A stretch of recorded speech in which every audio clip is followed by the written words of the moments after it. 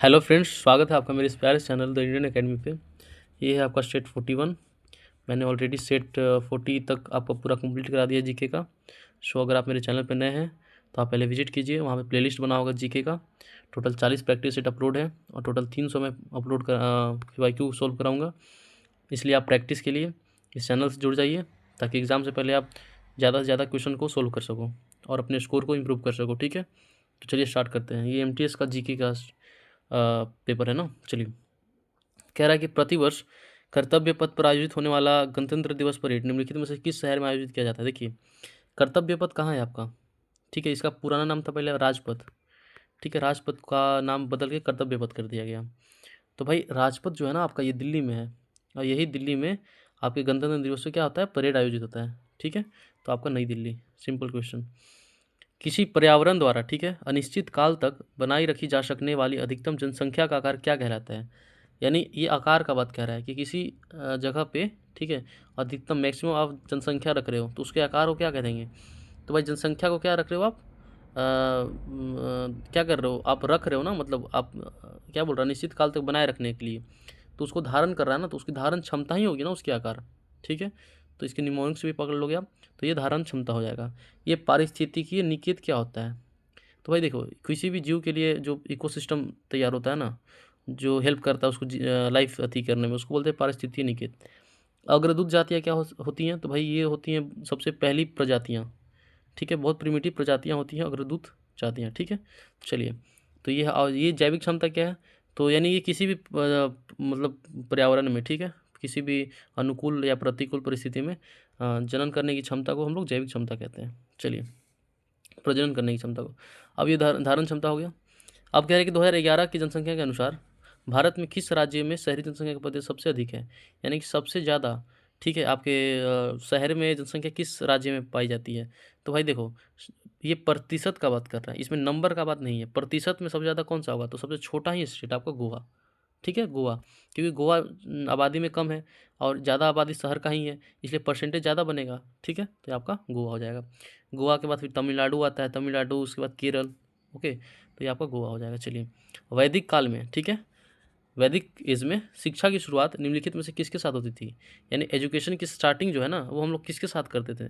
तो भाई देखो, सबसे पहले ना आपका उपनयन होता था। उपनयन मतलब क्या, कि जैसे किसी भी स्टूडेंट को पहले शिक्षा ग्रहण करना होता था, अपने गुरु से दीक्षा लेना होता था 25 वर्षों तक ब्रह्मचर्य का पालन करते हुए। उन्हें गायत्री मंत्र का पाठ करवाया जाता था। ठीक है, तो सबसे पहले वो शिक्षा ग्रहण करते थे, तो शिक्षा ग्रहण करने को हम लोग क्या बोलते हैं, उपनयन।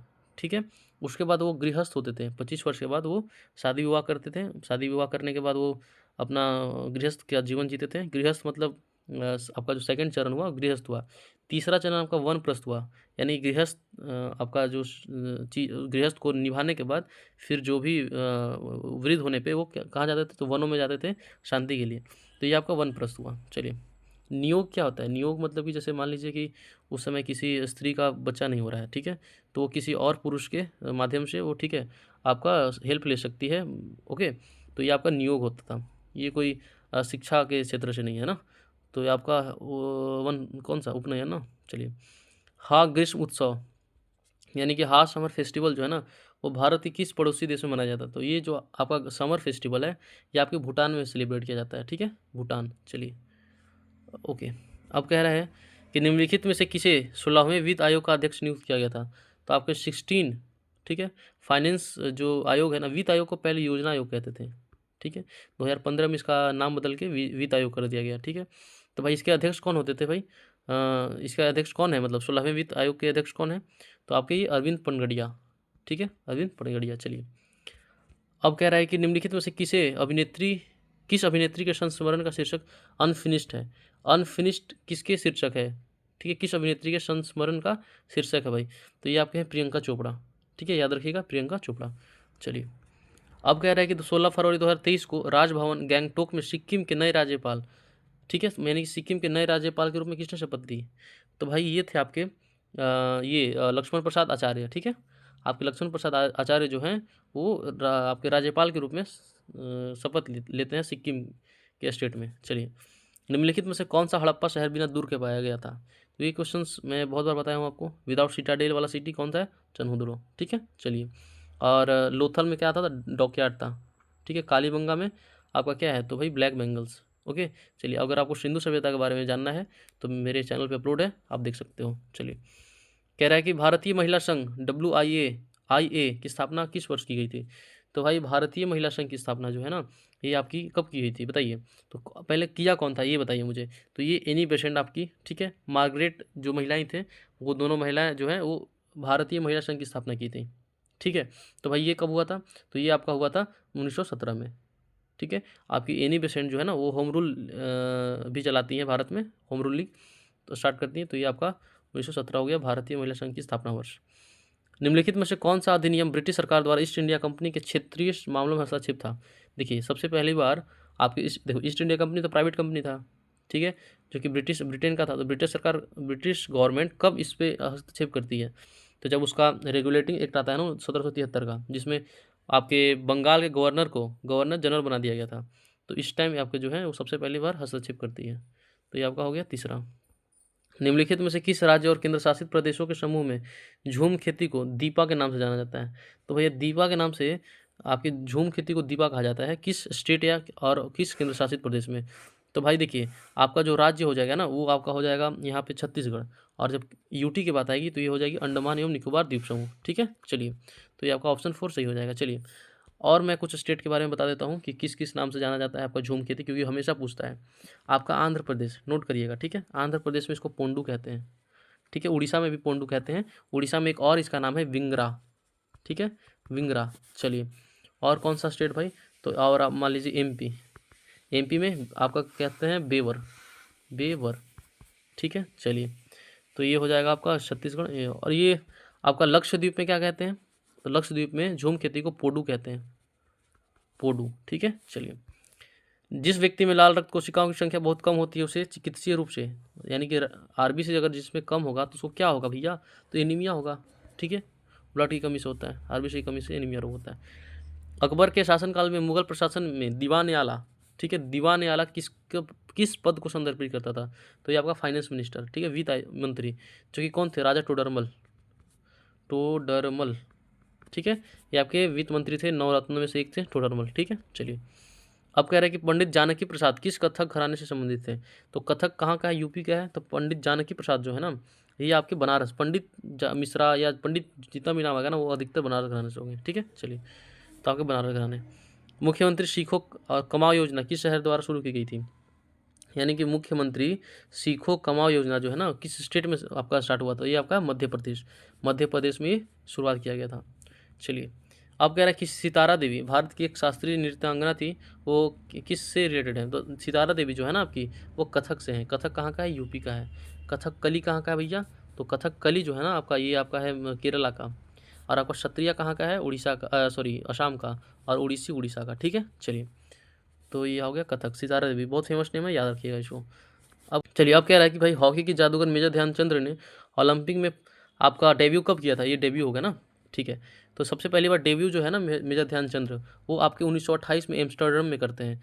मेजर ध्यानचंद्र का एक और नाम है आपका क्या चीज़, उन्हें कहा जाता है हॉकी विजार्ड, ठीक है, हॉकी विजार्ड कहा जाता है मेजर ध्यानचंद्र को। और उस साल भारत ने पहला अपना स्वर्ण पदक भी जीता था ना, स्वर्ण पदक जीता था आपके हॉकी में।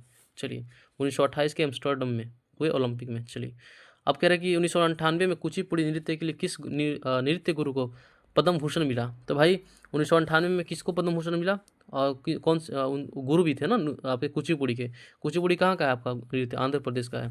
तो भैया ये थे आपके गुरु वेम्पट्टी चिन्ना सत्यम, ठीक है। तो आपका ऑप्शन ए जो है बिल्कुल सही हो जाएगा। गुरु केलुचरण महापात्रा कहाँ के हैं, उड़ीसा के है ना, उड़ीसा के। चलिए, तो ये आपके हैं ऑप्शन 1। स्पेस फील्डिंग मॉडल, ठीक है, में प्रत्येक परमाणुओं का अपेक्षिक आकार प्रदर्शित किया जाता है, तो उसकी किस पे आधारित होती है। देखिए, आपके जो स्पेस मॉडल फीलिंग में जो उसका आकार है ना वो आपके वांडर वाल्स त्रिज्या पे आधारित होती है, ठीक है। ये आपकी किस पे होती है, तो वांडर वाल्स त्रिज्या पे। आपका सहसंयोजन त्रिज्या क्या होता है, जैसे मान लीजिए कि 2 परमाणु है, ठीक है, आपके 2 समान परमाणुओं का जो बीच की जो त्रिज्या है ना उसके बीच की जो दूरी है उसके हाफ जो होता है वही होता है सहसंयोजन त्रिज्या, जो कि वांडर वाल्स त्रिज्या से क्या होती है, तो कम होती है। तो ये आपकी हो जाएगी वांडर वाल्स त्रिज्या, आपकी ऑप्शन 4 जो है बिल्कुल सही हो जाएगा। अब कह रहा है ऑस्ट्रेलिया ने 2021 में न्यूजीलैंड को, ठीक है, T20 विश्व कप में कितने विकेट या रन से हराया था, ठीक है। तो भैया ये तो बहुत पुरानी बात है। ओके, तो ये आपके 8 विकेट से आपके ऑस्ट्रेलिया ने न्यूजीलैंड को पुरुष T20 विश्व कप में हराया था। ठीक है, चलिए अब कह रहे हैं भारत में सूक्ष्म वित्त संस्थान। भाई सूक्ष्म वित्त संस्थान से आपके माइक्रो फाइनेंस से बहुत बार क्वेश्चन किया है आपके एमटीएस में। तो इसका प्राथमिक उद्देश्य क्या है? तो माइक्रो फाइनेंस क्यों बनाया गया था कि जो छोटे लोग हैं ना उनको ऋण दे सके। तो बड़े निगम से नहीं मतलब था इसको, क्योंकि सूक्ष्म है, छोटा है, तो कम आय वाले व्यक्ति को, सही बात है, और उद्यमी को वित्तीय सहायता और सेवाएं प्रदान करना। ठीक है, ऑप्शन 2 बिल्कुल सही है। चलिए कह रहा है कि भारत के किस भौतिक स्वरूप में दोआब पाया जाता है? दोआब क्या होता है भाई? ये सबसे उपजाऊ भूमि होती है, उपजाऊ भूमि होती है ना दोआब। तो भैया ये होता है ना आपके उत्तरी मैदान में जो गंगा का क्षेत्र है ना, वहाँ पे ये दोआब पाए जाते हैं यहाँ पे। चलिए बहुत उपजाऊ भूमि होती है। भारतीय संविधान में मूल रूप से कितने अनुच्छेद थे? तो भैया स्टार्टिंग में आपका अनुच्छेद कितने हैं? 395 थे। ठीक है, चलिए ऑप्शन ए, सिंपल क्वेश्चन था। बर्फ के पिघलने से, वर्षा से या झरनों से आने वाले पानी भूमि के एक क्षेत्र से नीचे की ओर बहते हैं, यानी कि सब पानी बह के आया और एक क्षेत्र से आपका नीचे बहता है, अंत में किसी बड़े जल निकाय जैसे समुद्री जल में मिल जाता है। तो उस क्षेत्र को क्या कहते हैं? तो इस क्षेत्र को हम लोग बोलते हैं जल निकास, जहाँ से जल का निकास हो रहा है। ठीक है, जल निकास द्रोणी। ठीक है, ऑप्शन 3। अब तो इंग्लिश है ना, तो चलिए इंग्लिश को नेक्स्ट वीडियो में देखते हैं। तो ये आपका जीके का था। ओके, सो मिलते हैं जल्दी एक नेक्स्ट वीडियो में। अगर वीडियो पसंद आए तो प्लीज़ लाइक कीजिए और चैनल को सब्सक्राइब कर लीजिए। Thank you, bye bye.